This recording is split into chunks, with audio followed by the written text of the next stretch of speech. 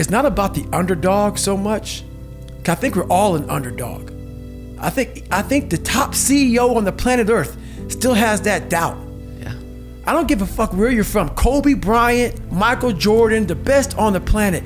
We're all underdogs. Whether you're underdog because you put yourself there to be hungry, or you're just a real life underdog. Right. We're all an underdog. And so this is about the mind and people discovering the mind, their own mind. And one thing I know is we all have an equation. We all have an equation, like, I'll talk about 3.14 is pi. There's different equations to figure out different kind of, mathematical problems. We as human beings are mathematical problems.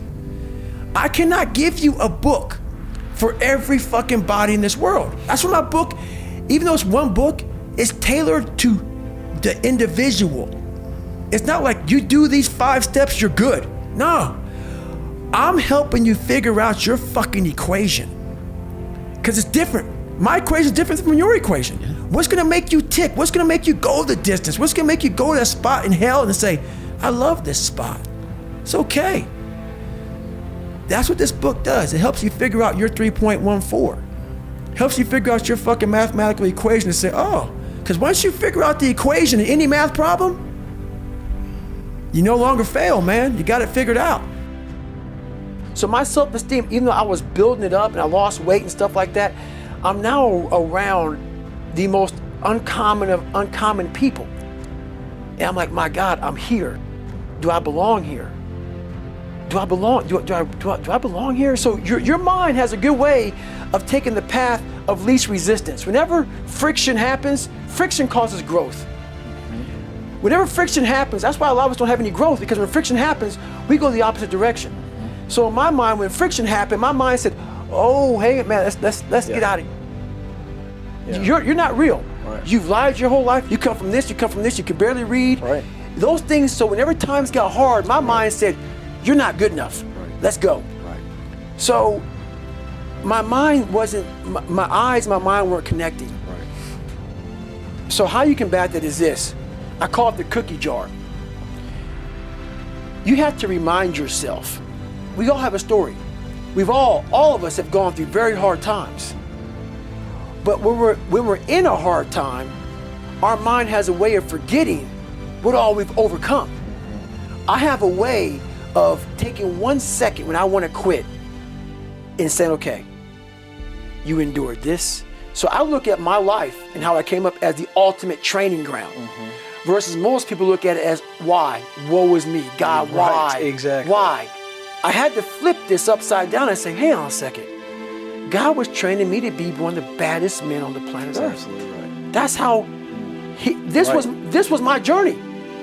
Because those things beat me, but they didn't kill me. I was able to work around them and figure out ways through it. So when I was in the worst time of my life in Hell Week, I looked at everybody and said, I'm the most trained person here. I've gone through more mental torture than any of y'all can even fathom. So I'm looking at the baddest people on the planet. I'm looking at them like this. You guys can't hold a stick. So I started looking at verses like, I don't belong here, versus like, I might be the baddest person to ever come here. Who could have pulled this off?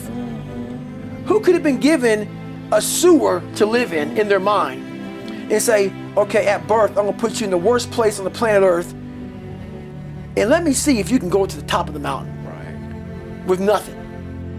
But just hard work, grit, and figuring it out, and not putting yourself back in the dungeon every time something got hard.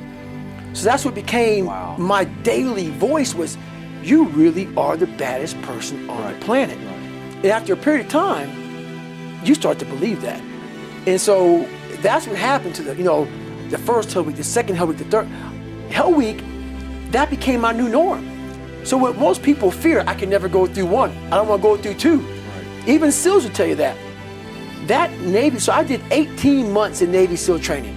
It's only supposed to be 6 months long. It became my new norm. And that's what people don't do enough of. You're always looking for a new norm. And that's how my mind started saying, getting beat, getting tortured, suffering, broken legs, kidney issues. This is my new norm. And my mind started changing with the reality of who I want to be. I think pushing yourself physically is the number one factor of life. That is the true spot where you can really dive deep into. Life's about self-discipline. It is about self-discipline. We tend to do the things that are easy. And that is it builds no mental toughness, it builds no mental hardening, it builds nothing. When you work out, working out is where you can build that the fastest. Because it's a constant, it gives you instant feedback. Yeah, you may not lose the weight you want to real fast, but the discipline it takes, it transfers over to all aspects of your life. It's not, people don't, man, why are you always working out? Stop looking at it that way. This is the foundation of life. When you look in the mirror, every morning we all look in the mirror to get ready to go to work, to go anywhere. The first thing you see is your reflection. If you don't like what you see in the morning, you lost the war already. It's not about even liking what you see. It's about looking in the mirror and you may start, man, I feel different. That reflection is not everything. It's a feeling you're supposed to get. So you have to, in life, once you leave your house, the war begins. In your house, you have some control. And that reflection in that mirror, you have to control that reflection in the mirror. That's how you start your day. If you leave your house feeling like, okay, I can fight. I've established the mentality to fight. And that all that comes from working out. It's not just from, you can't find that in the office. You're not understanding that the adversity, the struggle, the hard times, the difficult things, the frustration, those are the things that create our skill sets. Those are the lessons that we learn that give us the skills to then put the skills into play and produce a better life. And if you think about it, it makes sense why we avoid the adversity, right? Like why we run from it.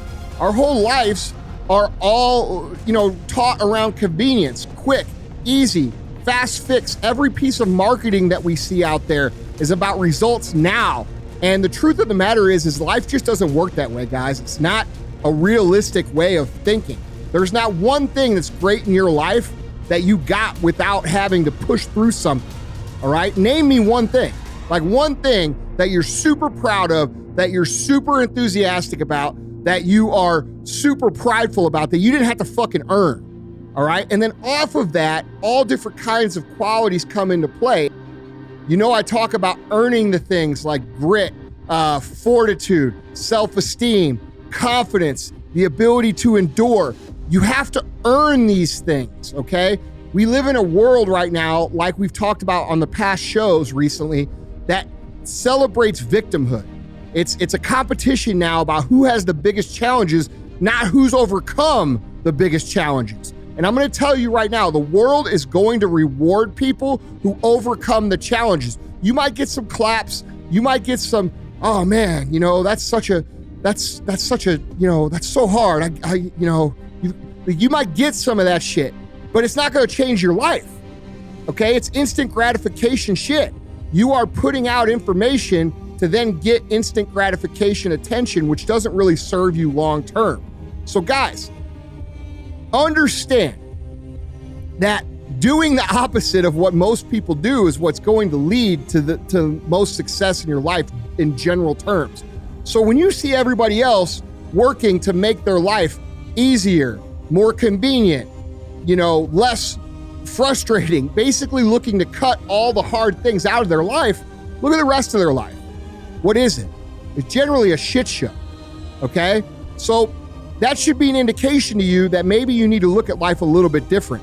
And one of the things that I see people do is they don't understand that you should actually be seeking out the proper obstacles that are going to teach you the lesson and embrace them so that you can be better. Because, dude, we could talk about and whine about and cry about everything in our lives, but there's only one thing that's going to change it, and that's actually taking action towards the place that you want to go. And I don't care who says different. This is a universal truth, and it doesn't matter who's president, doesn't matter who's fucking won the Super Bowl. It doesn't matter. This is always going to be true. What you put in will produce the output.